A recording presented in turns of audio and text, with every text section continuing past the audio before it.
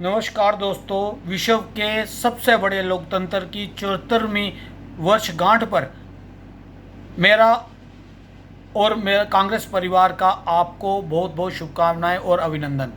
दोस्तों, आज मैं बात करूंगा कि क्या ये सही है कि जिस प्रकार की शब्दावली आज प्रयोग की जा रही है डिबेट्स में और लाइव चैनलों टीवी चैनलों पे, जिस तरह का शब्दों का प्रयोग किया जा रहा है वो बहुत ही चिंता का विषय है।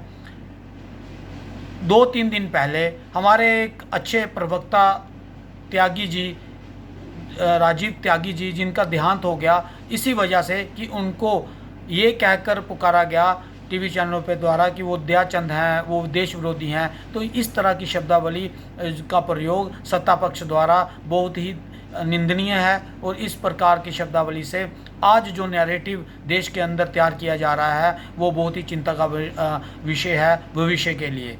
तो दोस्तों, मैं आज का इस कार्यक्रम द्वारा आज के दिन इसलिए चुना है कि आपको बताऊं कि जब इस संघर्ष में, इस आज़ादी के संघर्ष में सत्ता पक्ष के आइडियल और जो इनके नेता थे उन्होंने कभी भाग ही नहीं लिया।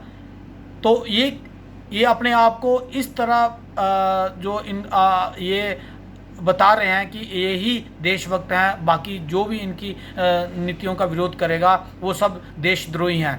तो दोस्तों, मैं ये बता दूं कि मैं आपको एक 1947 में जब हमारा देश आज़ाद हुआ तो पंडित जवाहरलाल नेहरू जी की जो एक संबोधन था उसके चंद जो अल्फाज हैं वो मैं आपको पढ़ के सुनाऊंगा कि उन्होंने किस तरीके से इस भारत को सींचा था और इस भविष्य को देखा था कि भारत जो है वो आगे जाके कैसा होगा। तो मैं वो पढ़ के सुना रहा हूँ आपको। उसका जो शीर्ष था वो ये था, हमने नीति से एक वादा किया था और ये अब समय आ गया है कि हम अपना वादा निभाएं। पूरी तरह ना सही पर बहुत हद तक तो निभाएं। आधी रात के समय जब दुनिया सो रही होगी, भारत जीवन और स्वतंत्रता के लिए जाग जाएगा।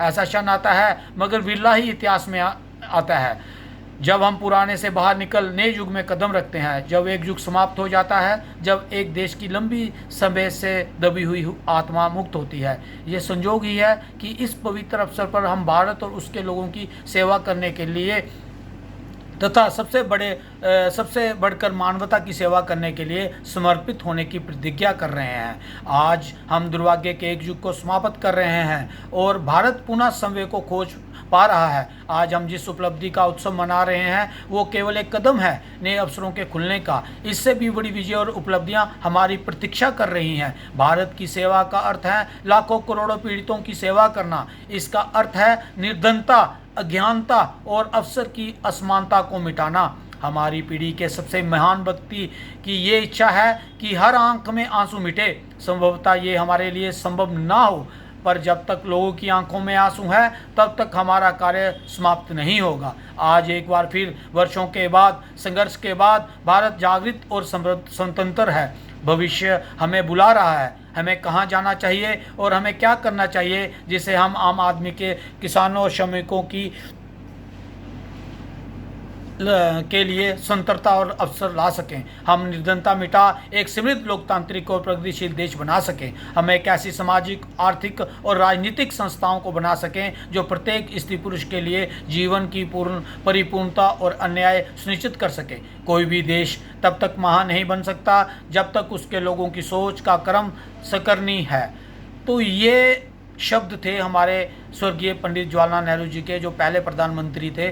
और आज जो हमारी प्रधानमंत्री की बोलने की शैली है वो आपके सामने है। वो जिस प्रकार से अपनी शब्दावली का प्रयोग करते हैं, हम उसकी निंदा करते हैं और हम ये चाहते हैं कि इस देश को जिस खून पसीने से हमारे बुजुर्गों ने सींचा था और ये कामना की थी कि हमारा देश जो है वो सोने की चिड़िया की तरह फिर से महके, उसी प्रतिज्ञा को लेते, वही आशा करते हुए मैं आपसे विदा लूँगा और इसी के साथ अपने शब्दों को विराम दूंगा। जय हिंद, जय भारत।